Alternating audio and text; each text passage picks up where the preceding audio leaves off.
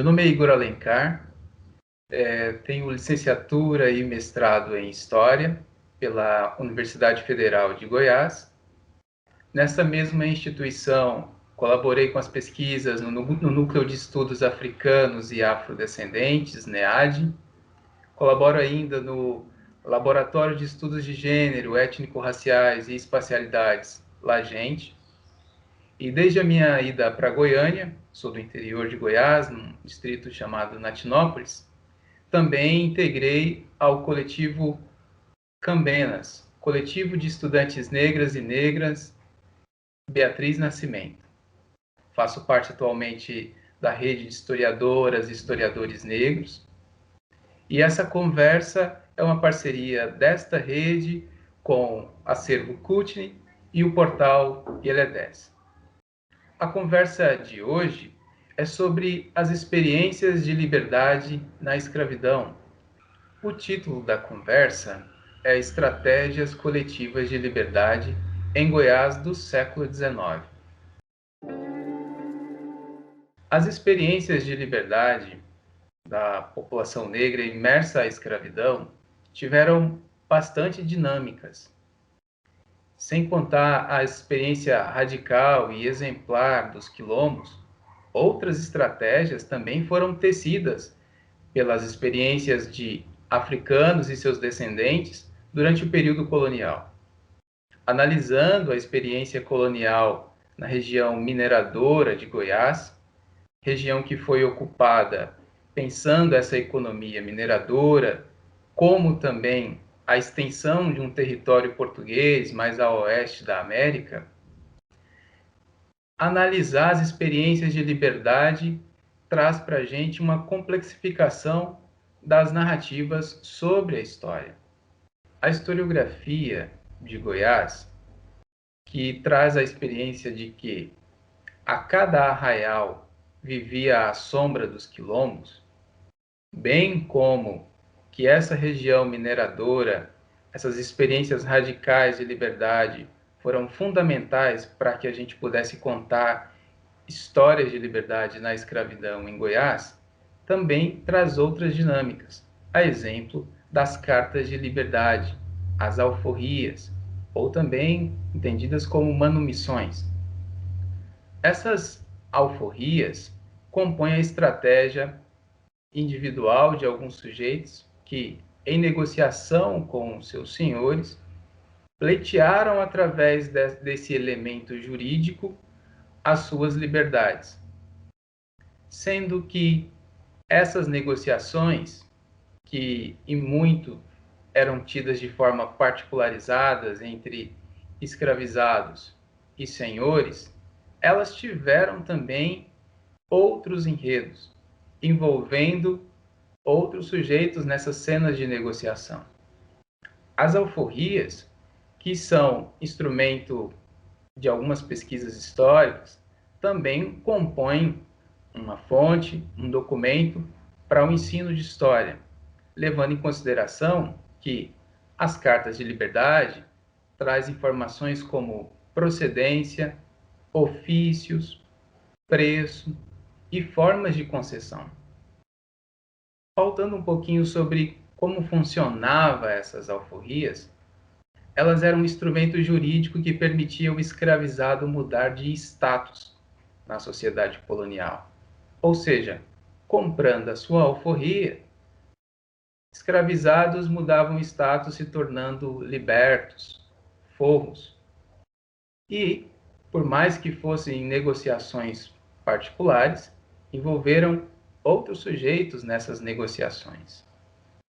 Goiás, que no final do século XIX era uma terra povoada por homens de cor, como a historiografia goiana traz, a exemplo da escrita de Luiz Palacim, as alforrias são um instrumento para que nos auxilie a criar um cenário de como era o povoamento dessa região mineradora. Se a gente leva em consideração os mapas populacionais e as informações das cartas de alforria, a gente percebe que africanos e seus descendentes compunham a maior parte dessa população que habitavam as regiões a qual a gente está descrevendo aqui. As alforrias usualmente eram registradas num cartório, na presença de testemunhas, e o que era descrito nessa documentação levava em consideração os arranjos a qual elas estavam sendo negociadas. Então, o escravizado, bem como o senhor, na presença do tabelião, fazia o registro dizendo como se deu a trama daquela negociação. As informações contidas nas cartas de liberdade usualmente são limitadas, tendo a necessidade de, quando a gente vai acompanhar a trajetória dos escravizados, forros e libertos que fizeram uso dessa estratégia para a liberdade, se faz necessário cruzamentos com outras documentações, que sejam mapas populacionais, registros policiais. Nesses levantamentos que temos no cartório do primeiro ofício de Vila Boa, encontramos muitas cartas descritas sobre a experiência de Vila Boa, que era a capital da antiga capitania, bem como da província, mas também encontramos cartas descritas de outras localidades que foram registradas no cartório do primeiro ofício de Vila Boa. Então, os arranjos coletivos para as liberdades concedidas através das alforrias, por mais que tivesse um interesse individual daquele que seria beneficiado diretamente com a liberdade, também foi tramado por outros sujeitos. A exemplo de Joana, filha de um então preto forro, identificado assim na documentação, João da Costa, de nação Cabu. Lembrando que quando a gente identifica essas nações referentes aos africanos que para cá foram trazidos enquanto escravizados, a documentação colonial aponta lugares de procedência e não necessariamente identidades étnicas. Para tanto, definido enquanto João de nação Cabu, mesmo depois de forro, mesmo depois de liberto, João não deixou a filha Joana à própria sorte.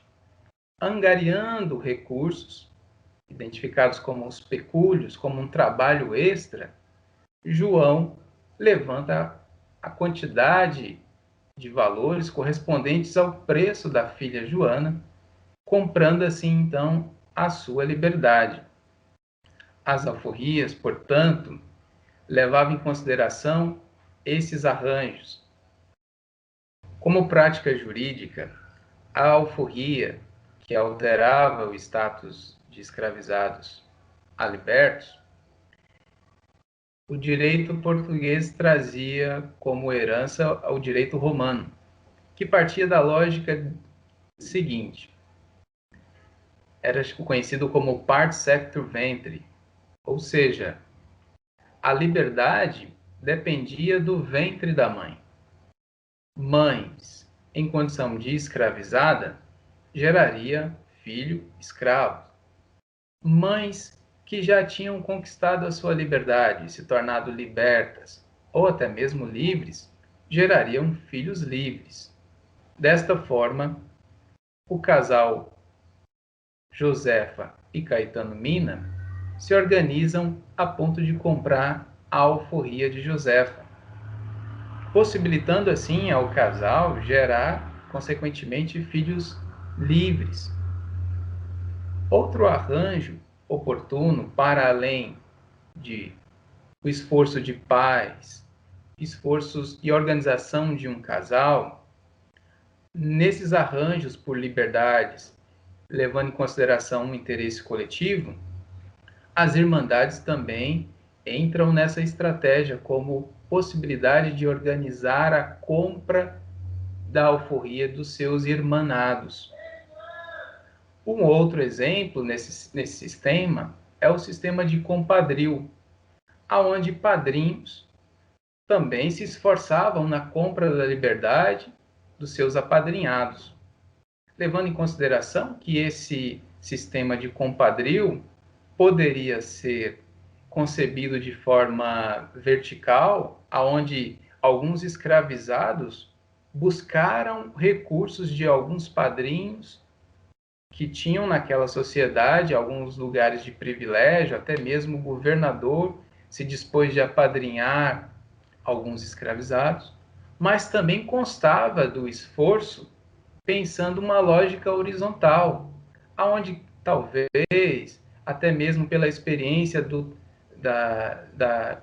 a experiência do trânsito de África para as Américas, se criaram ali redes de sociabilidade, de afetividade, e esses padrinhos também colaboraram na compra de liberdade de seus apadrinhados. Ou seja, por mais que a Carta de Liberdade beneficiasse diretamente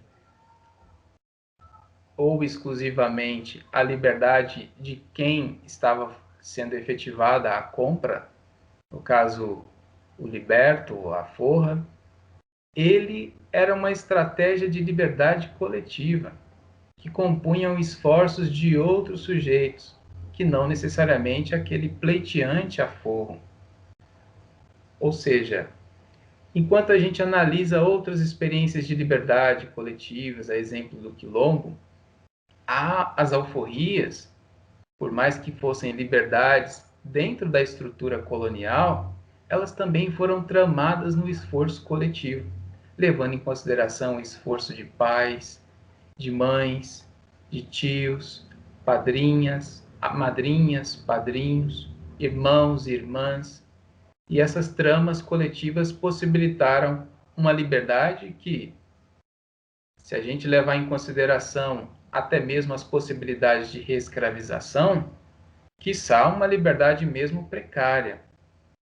Mas o que é inegável é que, mesmo diante de um risco de uma reescravização, africanos e seus descendentes não se limitaram em esforço, energia, em recurso para comprar a liberdade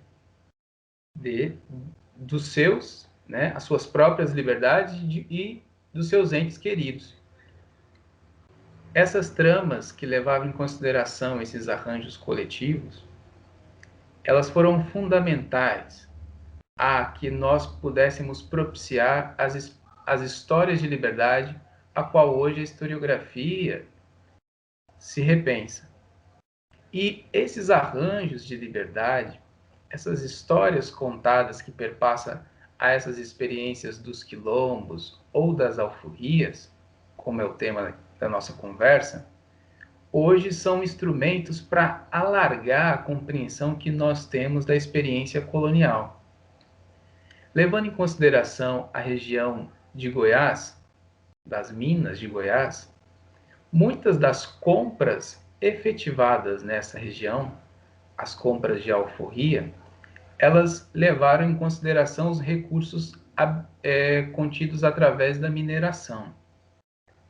E se nós entendermos como funcionava a mineração em Goiás, a gente vai identificar algo que é bastante oportuno, que aqui grande parte do número de alforriados foram de mulheres que se alforriavam com seus recursos da mineração. Ou seja, uma mineração em Goiás que levava muito do interesse técnico e não necessariamente um esforço físico de outras áreas de mineração, e mesmo quando se tinha áreas como levando em consideração o esforço físico para elaborar algumas atividades, isso não correspondia em maior quantidade de recursos para a compra de alforrias.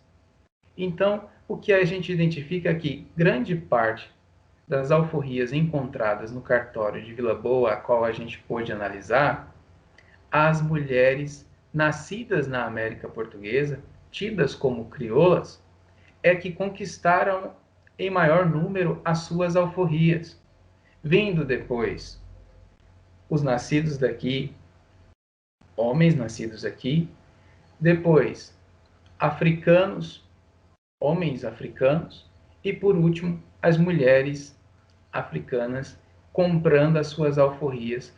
Esses são os registros que nós temos no cartório de Vila Boa. Outra informação que a gente nos dispõe através das alforrias é em relação às procedências. Aqui a gente encontra grupos denominados como Angola, que compreendia a maior parte dos números levantados no período analisado. Depois vem Mina, Cabinda, Benguela, Nagô e Congo. São denominações coloniais, porque se a gente levar em consideração o que a gente identifica, as vozes mencionadas nas alforrias são um documento elaborado dentro de um contexto colonial, né? O que a gente tem dessas vozes de africanos e seus descendentes é aquilo que os tabeliões acabaram escrevendo e nos dispondo como informação. Por isso que é importante, para compreender de forma mais elaborada como se deu a trajetória da liberdade de africanos e seus descendentes, é fazer cruzamentos com outras fontes, como aqui já mencionados. Esses mesmos recursos, mesmo que limitados, são uma fonte riquíssima para as pesquisas em história, bem como para o ensino de história, possibilitando que seja o professor levar essa documentação para ser analisadas em sala de aula. E aí, mesmo que limitada, vai trazer uma informação para identificar uma imagem de como era essa sociedade colonial. Instruindo, inclusive, aos estudantes poder fazer uso de outras documentações para tentar compreender melhor como se deu esses arranjos. Porque mesmo os livros que nós temos de carta de alforria mencionadas no cartório de Vila Boa, você acaba encontrando em documentos como de jornais do século XIX, alforrias que foram mencionadas, mas que não foram registradas nesses livros passados em cartório. Ou seja, o número de alforrias que nós temos, que já é significativo, é maior do que aquilo que a gente imagina quando a gente identifica outras alforrias mencionadas em outros documentos, como esses documentos de jornal, ou até mesmo documentos que envolvem problemas de ordem jurídica ou até mesmo policial. Então, é possível a gente fazer um cruzamento para captar melhor a trajetória de africanos e seus descendentes, cruzando com as informações contidas nas cartas de liberdade. As histórias de Joana, Josefa, Francisca, essas mulheres que pleitearam a liberdade através da alforria, instrumento jurídico que permitiu que elas deixassem a condição de cativa, tornando-se assim libertas, são instrumentos que complexificam as histórias que, por muito tempo, a gente se limitou a compreender sobre as histórias de liberdade, mesmo estas surgidas na escravidão. A historiografia e até mesmo com as contribuições do movimento negro e outras ativistas, já conseguimos caminhar numa complexificação a trazer a história dos quilombos e outras tantas experiências de resistência na escravidão. Mas muitas e muitos sujeitos estiveram inviabilizados de fazer, quiçá, uma fuga para um quilombo. Se a gente levar em consideração até mesmo a história das mulheres escravizadas, muitas daquelas que tinham filhos, se caso tentassem uma fuga para um determinado quilombo, e incorresse de serem capturadas assim, dentro daquele ordenamento jurídico colonial, elas poderiam levar ao estigma de fugidas e ainda recair esse estigma a seus filhos e filhas. Para tanto, mesmo não sendo uma experiência de radicalidade do sistema colonial, essas histórias de liberdade foram fundamentais para que, mesmo de dentro do sistema, se existissem outros arranjos que permitissem que mulheres, homens, africanos e seus descendentes criassem outros ambientes, outras narrativas, levando em consideração a peleja pela liberdade, a busca pela liberdade.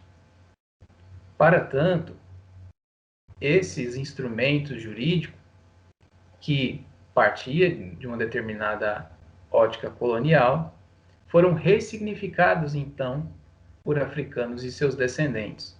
Por mais que constasse que as cartas só seriam repassadas a africanos e seus descendentes com aval do seu senhor, diferente do que acontecia, por exemplo, na América Hispânica, aonde o escravizado que acumulasse um recurso, ele poderia fazer a sua autocompra. Na América Portuguesa dependia da chancela, do acordo, da concordância do senhor. Ou seja, mesmo com esses impedimentos, africanos e seus descendentes se organizaram em redes que permearam estratégias de como acumular recurso, como negociar com o senhor, levando em consideração que, mesmo quando senhores não concordavam de pronto com essa possibilidade de emancipação através das alforrias, outros sujeitos foram acionados, como em Goiás a gente tem a identificação de escravizados que buscaram ajuda de governadores, levando em consideração que esse período por nós analisado é um contexto da região mineradora, onde existia muitos conflitos de ordem jurídica, levando em consideração o poder eclesiástico como o poder administrativo. Então, nessas frinchas, nesses conflitos, africanos e seus descendentes dominaram essas linguagens e fizeram dessas frinchas a possibilidade por emancipação, mesmo diante da escravidão, e levando em consideração que eram liberdades precárias. Uma outra deixa que a gente pode, inclusive, aventar numa experiência de aula do ensino de história é que, mesmo no período colonial, e uma liberdade então precária que a alforria permitia, a gente pode presentificar essa discussão levando em consideração a nossa cidadania no contexto atual. Será que grupos sociais não têm, de certa forma, uma cidadania precária, podendo atualizar essas determinadas discussões? Ou seja, história que permite a gente dimensionar não só realidades do passado, mas as experiências do presente, orientando, atualizando, identificando nas experiências do passado as lutas por liberdade, lutas essas que caminham com as nossas experiências de resistência, mesmo diante de quadros e de estruturas como no período colonial no passado, ou estruturas rígidas que a gente identifica no presente. Esses são alguns dos desdobramentos apresentados de forma resumida no artigo Estratégias Coletivas de Liberdade em Goiás do século XIX, e que compõe, bem como este vídeo, a minha contribuição para a coluna Nossas Histórias. Em Estratégias Coletivas de Liberdade em Goiás do século XIX, aborda as experiências de liberdade através das alforrias na região mineradora de Goiás nas primeiras décadas do século XIX, onde essa liberdade se tornou possível através dos arranjos coletivos em prol dessas histórias de liberdade.